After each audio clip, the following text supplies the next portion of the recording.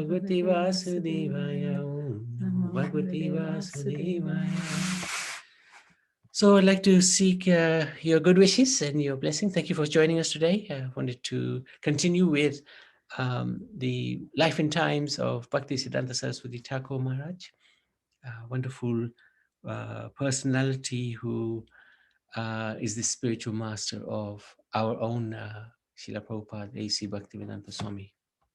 So let's just have a quick look where we are. What happened?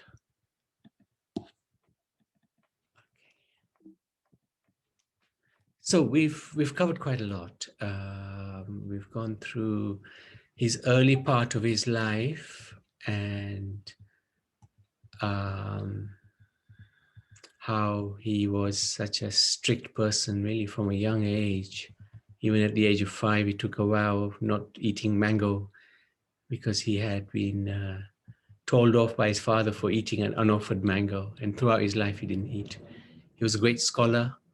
He could remember things from many, many years back. He was a Naishtik Brahmachari, which means he never married.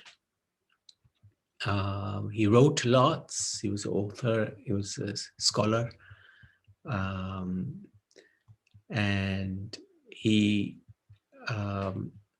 took initiation from, initially his father gave him the Harinam initiation, the holy names.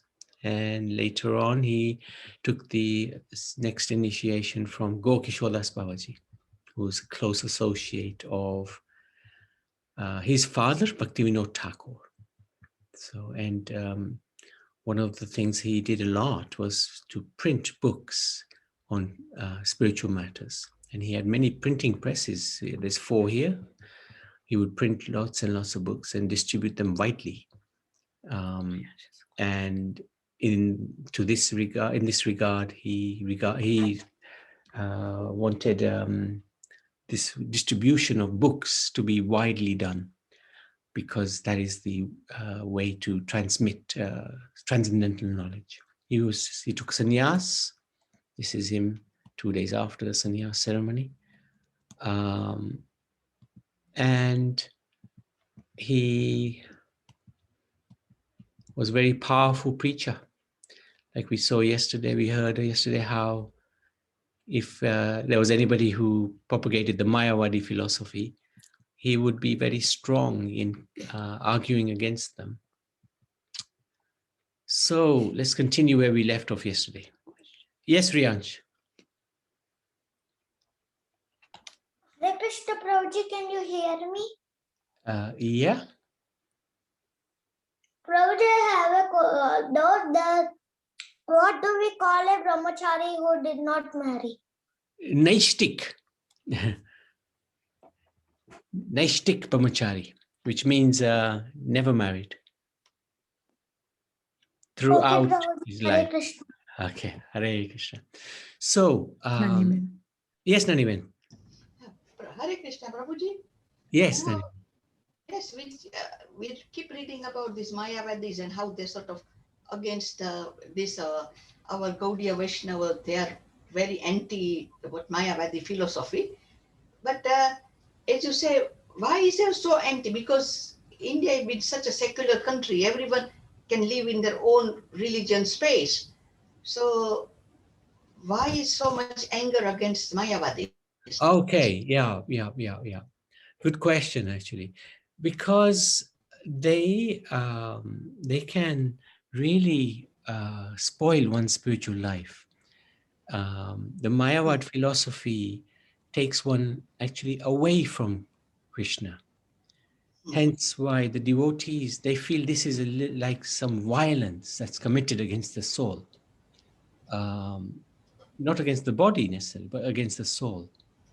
And therefore, especially the Vaishnava tradition is very much against Mayavadi philosophy, because they want everybody to come under the shelter of the Supreme Lord, not to have this notion that I can become God. This is the problem, because they think that They can merge with God. And unfortunately, they will put forward this philosophy to others. And in that way, they will cheat the others from their real constitutional position of being servants of Krishna. And that's considered to be violence against the soul. So Vaishnavas get angry because they don't like to see, they're very compassionate. They don't want to see people going away from Krishna. We want to see people going towards Krishna.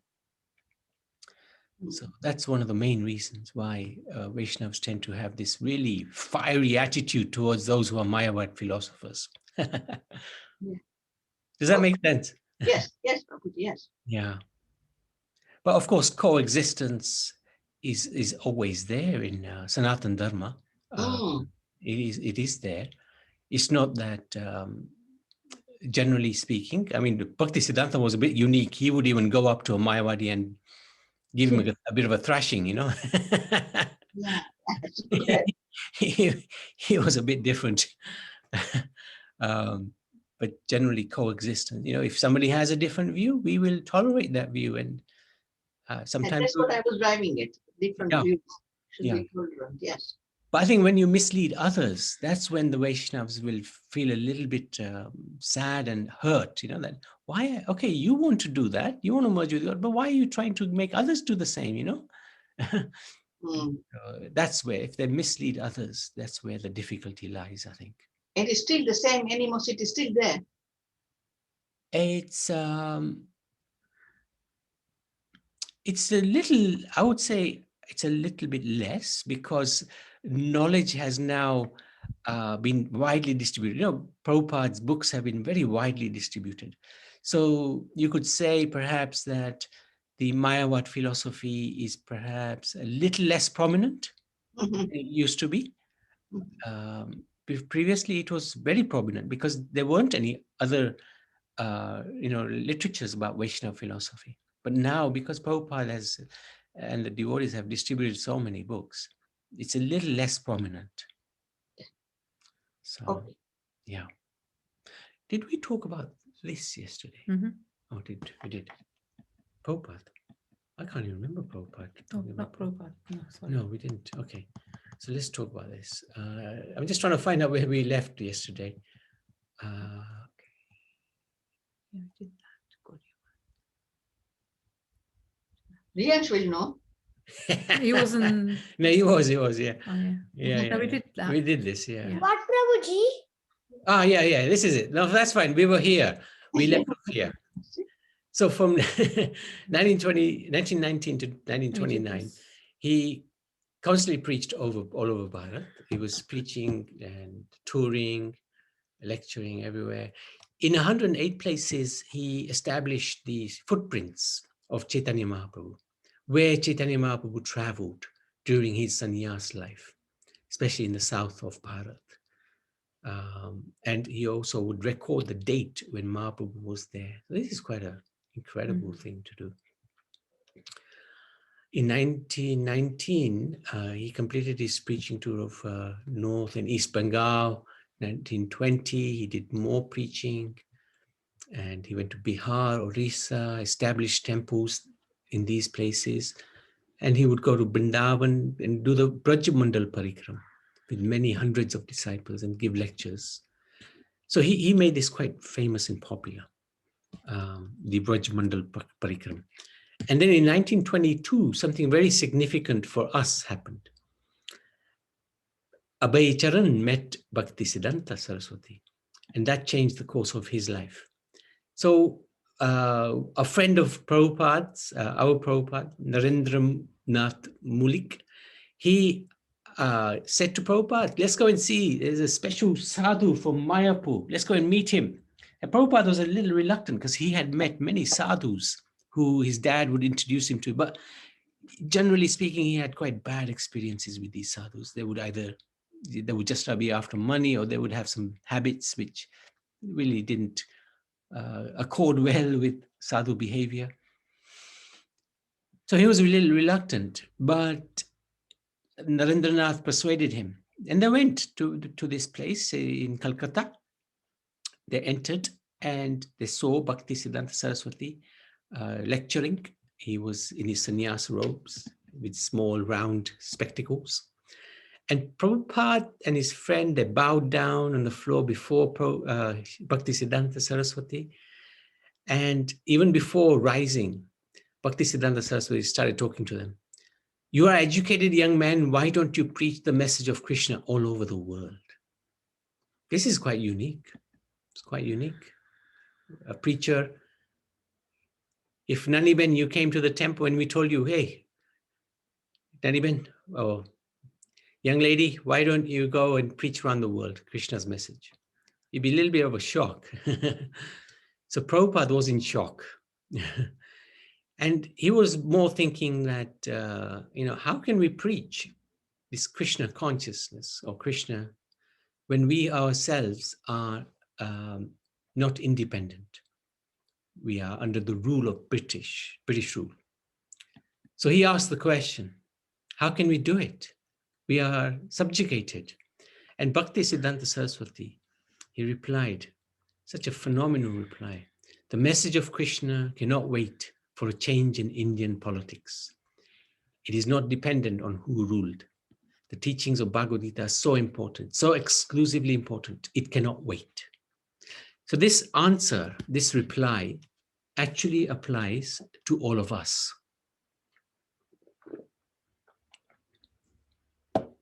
It can't wait.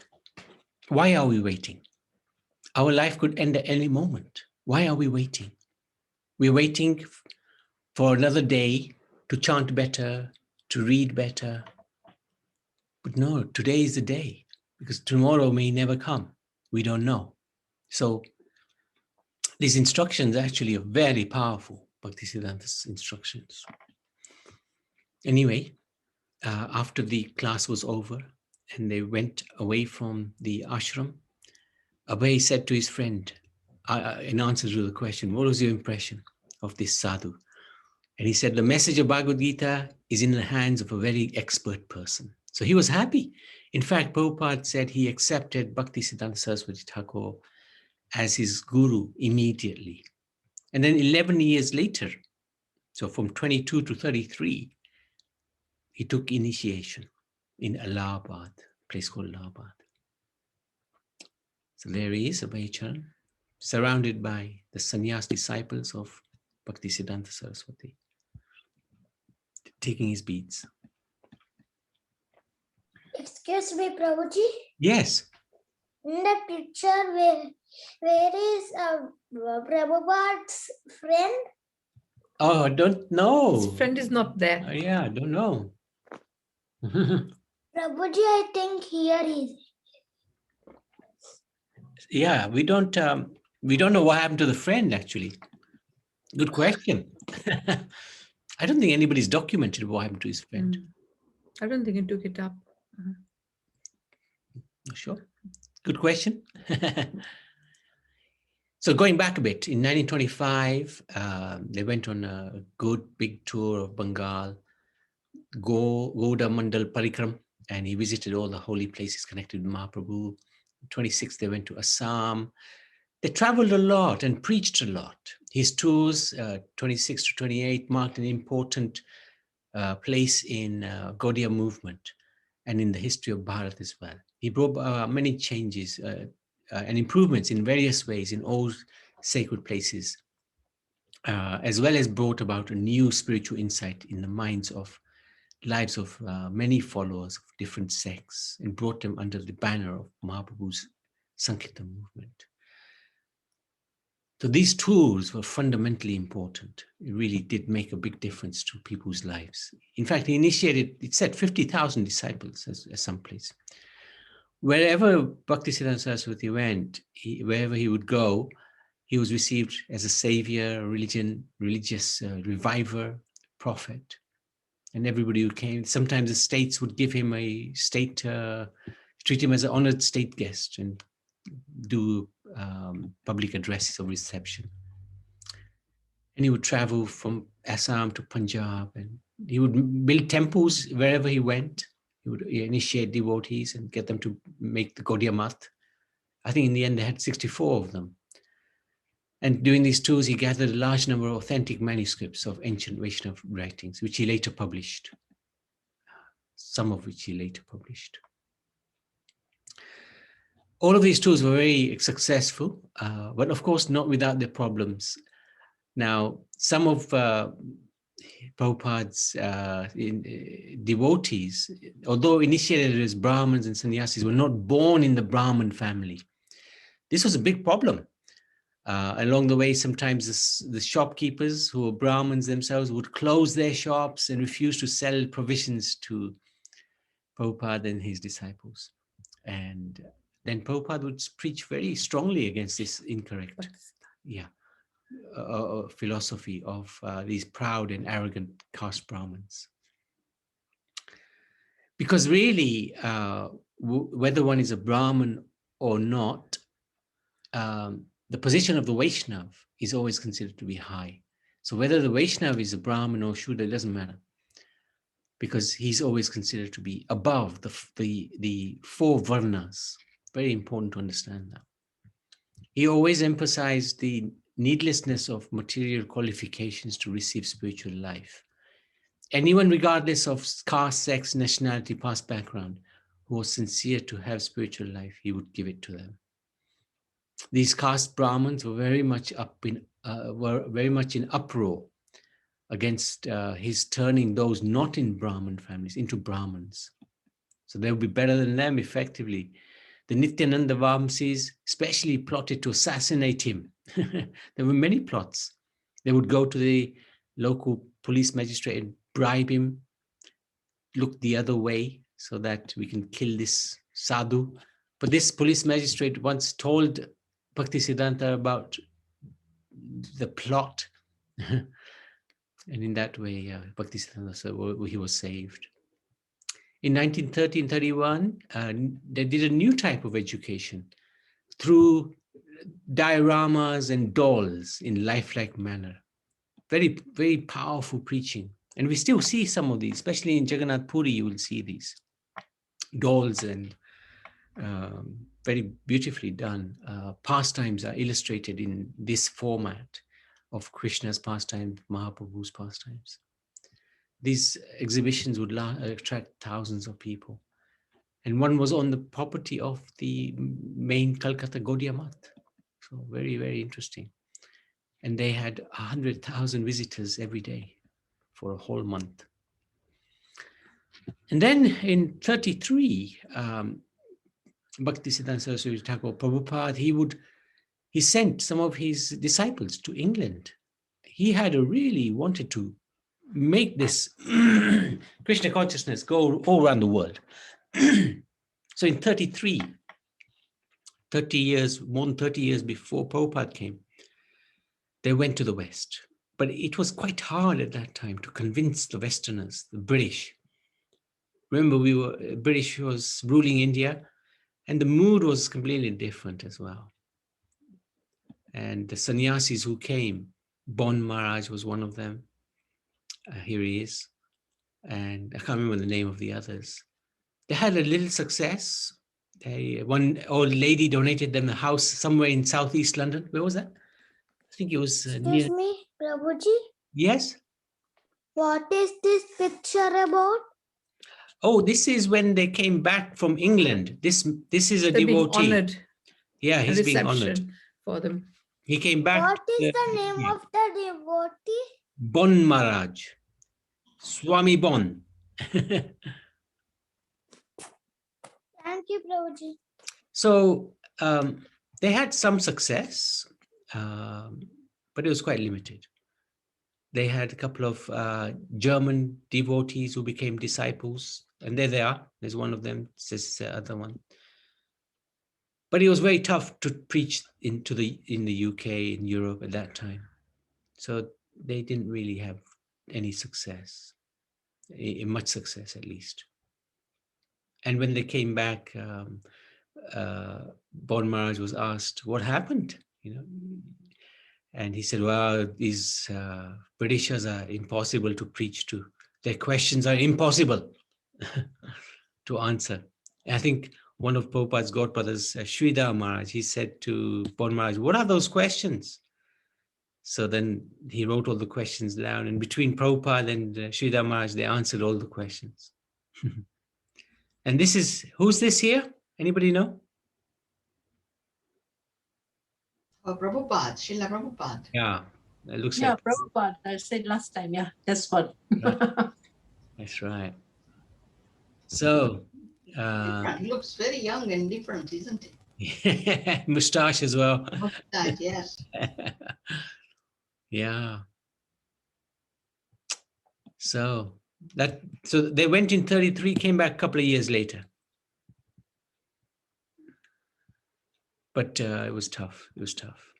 Fortunately for us and benefit of all the people of the world, Bhaktisiddhanta Saraswati Thakur Prabhupada's dear disciple, our own Srila Prabhupada, carried out his Guru Maharaj's order and spread Chaitanya Mahaprabhu's mission to every corner of the globe, and is now being assisted by thousands of disciples in his preaching work. I would say Prabhupada's mission was even harder, much harder than their mission. Because for them, Prabhupada gave them, Bhaktisiddhanta Saraswati gave them the resources to go. Prabhupada had no resources, absolutely no resources. So, no money to go. He had a few books. He had no friends there. And he went to a different land, America. Very, very difficult. But the face of materialism was staring right at him. So the challenges he had on his own were far greater than the challenges they had. And that's why, you have to applaud. You have to really be amazed how Prabhupada did it. How did he do it? Anyway, Bhaktisiddhanta was so glad to reveal the transcendental glories of Krishna that whenever he found an eager listener, he would go on speaking, not knowing the bounds of time and space. Disregarding the requests of his medical advisors, up to the last moment, he continued to deliver the message of Supreme Lord to all people. This was the only purpose of his divine appearance in this world. He did not appear here by being forced by laws of nature as an ordinary human being.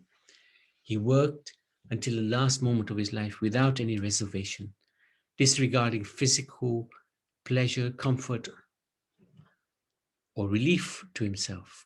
His whole life was absorbed in the mood of, if you could, please, of teachings of Chaitanya Mahaprabhu. So, the noble example of his life and conduct, his powerful speeches, numerous publications are evidence to this fact. So he would never stop preaching. 1936, he was residing in Puri, and 31st December 1936, at the age of 62, he left this mortal world and again re-entered the loving pastimes of Radha and Krishna in the sweetness of Brajadam, spiritual atmosphere. So there's a few nice pictures. This is Bhaktisiddhanta Saraswati here. He had lots of disciples. He had armies of disciples. Most of them from Bengal and Orissa.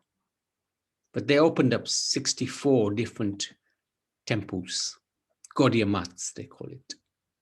These are some of the senior devotees, his disciples.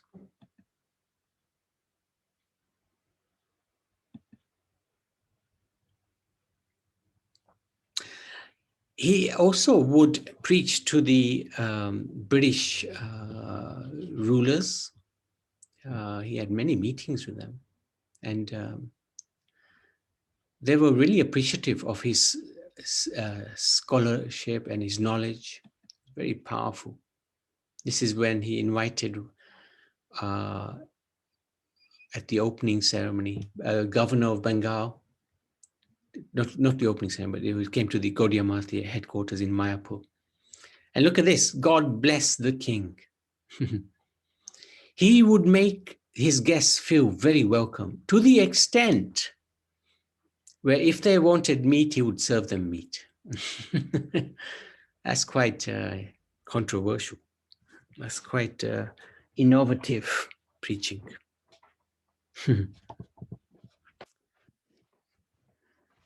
So he was very austere. This is one time when he would be fasting for 4 months, not shave, and go really thin. Look at him, he's so thin. He would fast. His legacy, he founded 64 months, 60,000 disciples. He had tons of experience, instructions. He was very innovative. He introduced the Shiksha Parampara system. Diksha Parampara system is where you get physical initiation, but that is likely to break at some point. But the Shiksha Parampara, that is not going to break because it's based on instructions. So this is quite a revolutionary thing to do, very controversial. He gave Brahmin initiation to non-Brahmins, again, very controversial in those days. He used everything in the service of the Lord. He even had sometimes he had to borrow a Rolls Royce to travel around. It is really unique. Sadhus didn't even used to travel on transport, let alone Rolls Royces. He sent devotees overseas, again, unheard of. If you travel overseas, you're considered to be a mlecha, a demon. But he sent his devotees overseas to preach this Krishna consciousness movement. Wow, it's quite good. He gave sannyas again. Nobody took sannyas in those days.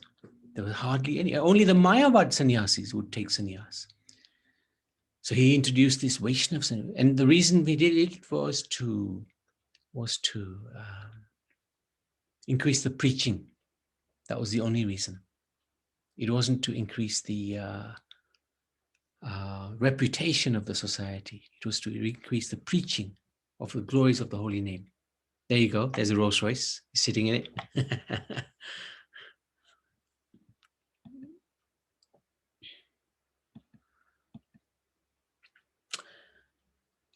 And he had some amazing instructions as well. Let me not desire anything but the highest good for my worst enemies. Wow. What a powerful instruction that is. When we do that, actually peace comes into our hearts.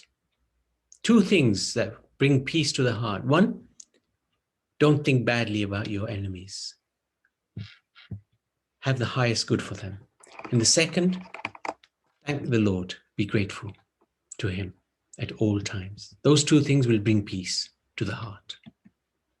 Be indifferent to bazaar gossip.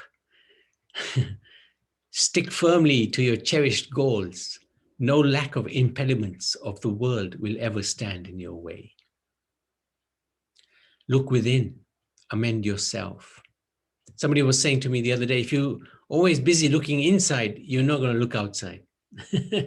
Look inside rather than pray into the frailties of others.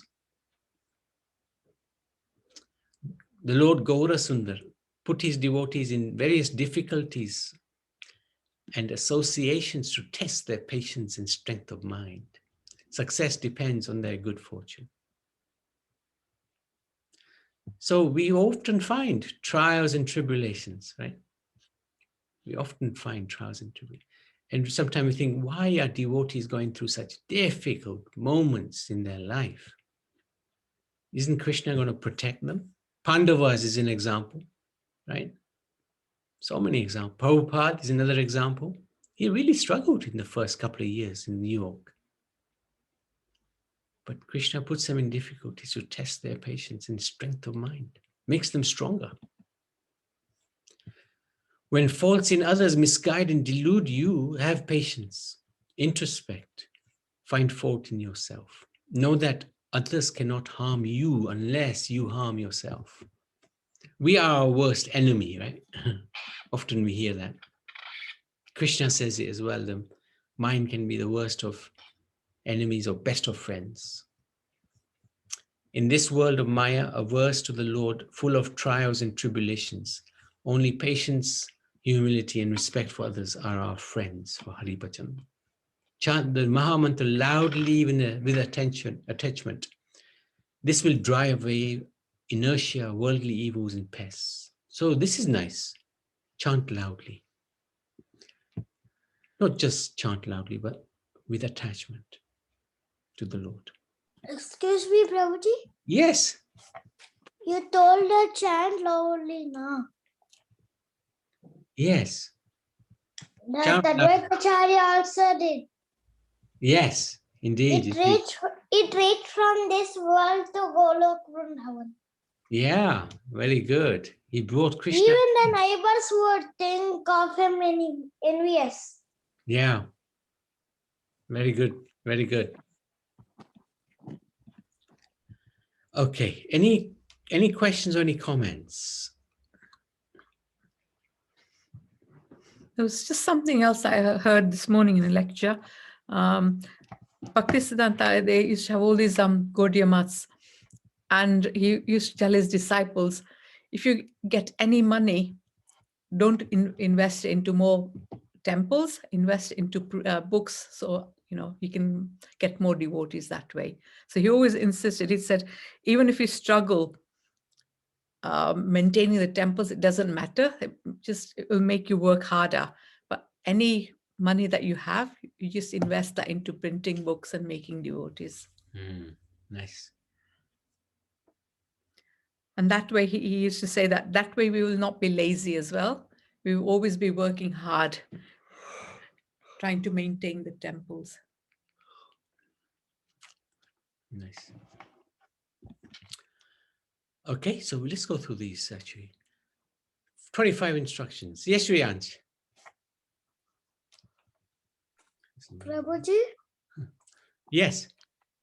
you told of patience also, na Prabhuji. Patience, yes. So I have a small story. Yes. Can I tell Prabhuji? Yes. So one time, one man known as Ram went to a sannyasi to take initiation, and he asked that sannyasi that, can you please give me initiation? Then that sannyasi told that you have to do 1 year tapasya. So then he obeyed to that. So he went. He sat under a tree and did meditation for 1 year. And one day that sannyasi sent his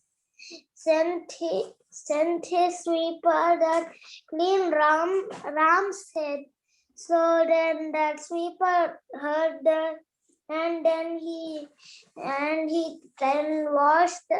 Then when Ram, then only then 1 year has finished, and then when he was walking, that sweeper means he's cleaning the road. So then Ram got very angry and he shouted at him with bad words. So then he went to the sannyasi and asked, can you give me initiation now? Then that sannyasi told that, no, because you have no patience. That's why you have to 1 year again that tapasya. Then Ram heard to that, and again next year also he did 1 year, and that time that sannyasi asked his sweeper to means he clean Ram place where there is more dust. So then when Ram was coming, Ram was coming, again the sweeper, when he was going, then he threw some bucket of dirt on Ram. So Ram got again angry. Why you have done like this again? Then he shouted at that sweeper, and then he went to that sannyasi, and again the sannyasi told that you have nothing, you have not patience, so you have to do 1 year again. So then Ram heard to this, and this time that sannyasi again told his sweeper to clean Ram's head. So that sweeper told.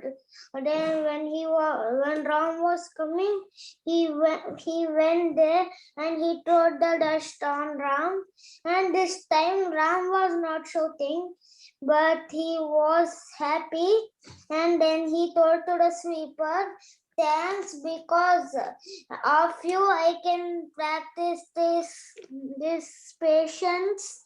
So then he went to that sannyasi and asked, "Can you give me initiation?" Then that sannyasi obeyed to that.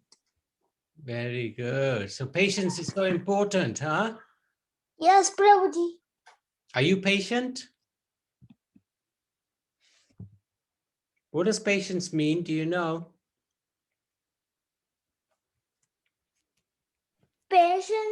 Patience means not talking unnecessary things and talking about Krishna. Yeah, that's a good one. I like that one. What else is patience? Means keeping calm. Be calm. Yeah. Yes, it does. It does. When others ask a question, only you have to answer. Like, Okay. Yes, it does indeed.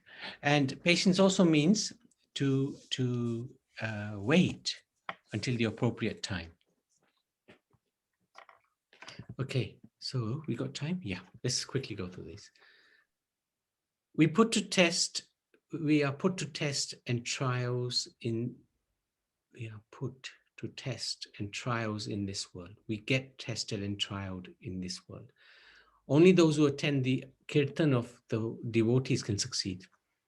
Second, every spot on earth where discourses on God are held is a place of pilgrimage. So often we're thinking, hey, I wish I could go in Vrindavan or some holy place. But actually, wherever there's Krishna Katha, Satsang, that is a place of pilgrimage already. Don't have to go anywhere. Possession of objects not related to Krishna is our main maladi. Let me not desire anything but the highest good. Done that one. As the alliance with the body in luxury increases, so wanes the spirit of service of the Lord. Those favored by God find their paths set by thorns. So this is interesting. We shouldn't think that I've taken to godly life, so my life should be easy. God, make my life easy. Actually, one who takes the path of the Lord, that path can be set by thorns. There is no peace or happiness in our worldly life. Circumstances create turmoil and annoyance. Chant the Mahamantra loudly with attachment that will drive away inertia, worldly evils and pests.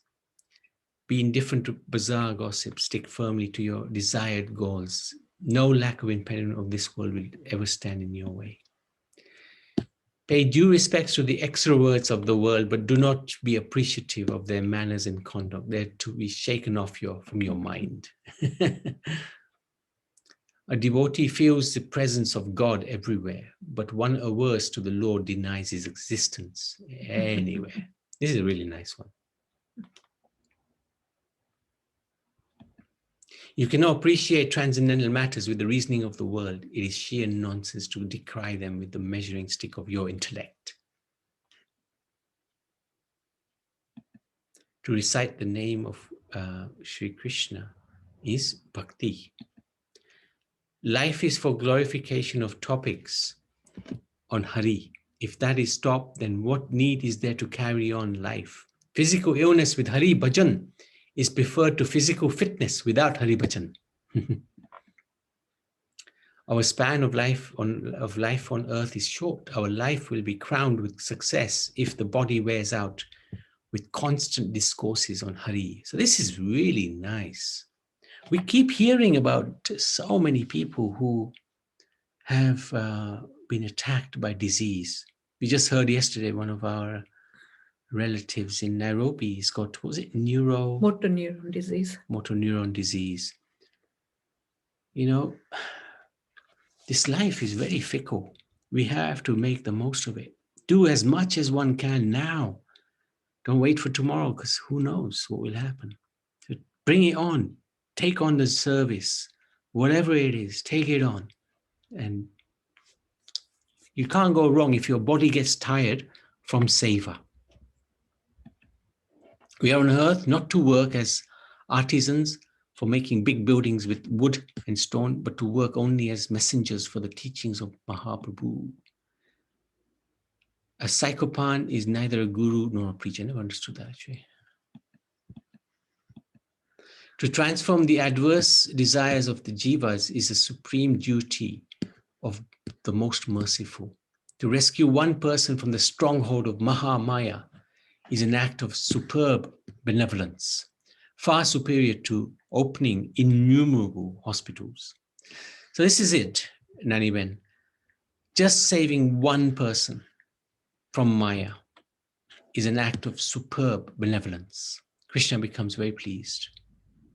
And one person lost to a philosophy which is about the merging of the Lord. Great loss, great loss.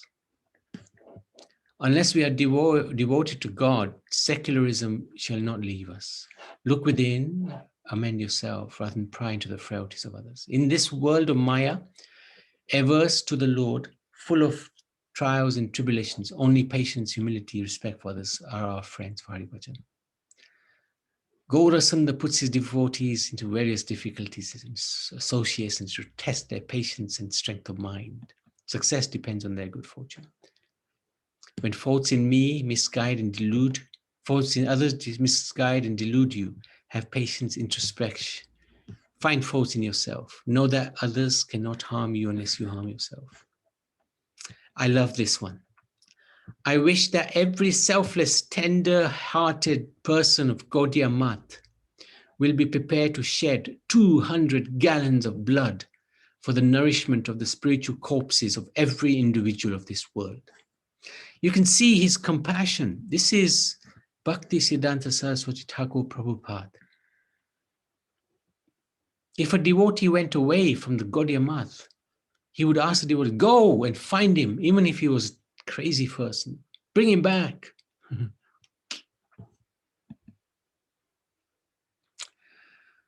Okay, that's probably Just like a good. psychopath is someone who tries to influence people by flattery. Oh, okay. Wow, there's a lot of messages there. So, Srila Bhaktisiddhanta Saraswati Thakur Maharaj, Srila Prabhupada ki jai. Any questions or any comments? He is a really powerful, powerful preacher. We should seek his blessings to to propagate this holy name of the Lord. Naniben, anything you'd like to share? Wonderful message. It's such a, I think, thing that strikes is just a powerful person. Yeah, Acharya, very powerful, very strong. very strong. Yeah. And I think that's what made Srila Prabhupada great as well, by how his guru was. Yes, Spiritual yes, guru. yes. That made him great as well. Absolutely right. Absolutely right. It was a phenomenal. Phenomenal person. Yes. Wish we had met him. Yeah. Yeah. And he only met him handful of times. Yeah, I read that somewhere. Yeah, handful. And yet, Prabhupada understood the instructions of his guru so perfectly. So before Srila Prabhupada met him, was Srila Prabhupada likely religious and likely all into this sort of Vaishnava characteristics of Vaishnava? He was born Vaishnava, and his father was a great devotee of the Lord. Brought him up in that culture. His mother wanted to send him to the UK to become a lawyer, but his father said, no, let him play Mridanga. So his father was a devotee. So he had that sanskar right from the birth. Yeah, from birth. He says himself that there was never a moment where he's never forgotten Krishna. This is Prabhupada said. Mm. So powerful, powerful. Mm. Mm. Bhaktisiddhanta was somebody else. It was true revolutionary. Yes, he was. Yeah. He was not scared of anybody. So He died young, isn't he? He died quite young. 62, yeah. But he did so much, you know. He did so much, yes. He wore his body out in the service of the Lord. So where is his samadhi? Mayapur. In the Chaitanya, in the Chaitanya Mutt, there's a very, very nice Gaudiya Mutt there. Beautiful deities. And they have a very, very nice samadhi. It's like beautiful deity and a nice hall. They do kirtan there a lot. Okay. Yeah, we'll go one year. Yes. Is it, Prabhu, is it Bhaktisiddhanta Saraswati Thakur Samadhi temple you're saying? Yes. Mm. Have you Yeah, been I've been there. Yeah, there is like a pond at the back. There's Oh, that's Radhakund. is it? Yeah, Mhm. that's Okay. Radhakund. Radhakund, Shyamkund, and Govardhan as well. And Govardhan is there as well. Okay, I've been there, yes. Yeah. And also yesterday you said he was an astrologer, no? Yeah. Mm. Yeah. Yeah. But he gave that up because, you know, astrology isn't what we are all about. So he gave that up. But he was multi-skilled. He had so many different skills. Very interesting personality. Unique. Okay, anything else? Anybody else? Okay, thank you so much. Bhaktisiddhanta Saraswati Thakur Maharaj ki jai.